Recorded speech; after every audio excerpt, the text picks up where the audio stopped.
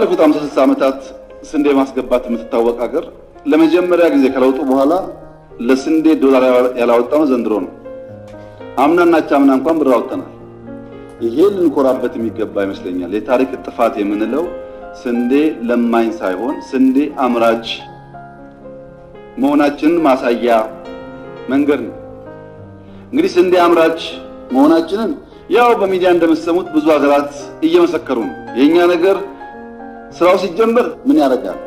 ስንዴው ምን ያደርጋል? ውጊያ ላይ ያለን አያስፈልግም ማለት፣ ምርቱ ደግሞ ሲመጣ የሌላትን አበደረች ማለት ነው የሚመጣው።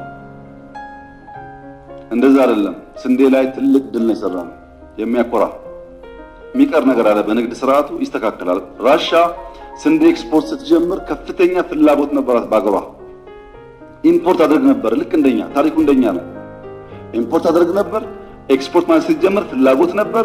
አሁን ግን እንደምታውቁት ታሪኩ 2-3 ዓመት ውስጥ ያላችሁ ስንዴ ምርት ቨርቲካሊ እያደገ አስተማማኝ በሆነ መንገድ የኛን ፍላጎት ብቻ ሳይሆን ለሽያጭም በቂ የሆነ ምርት እናመርታለን። ሰው እየተላመደ ነው። ማሽን እየሰፋ ነው።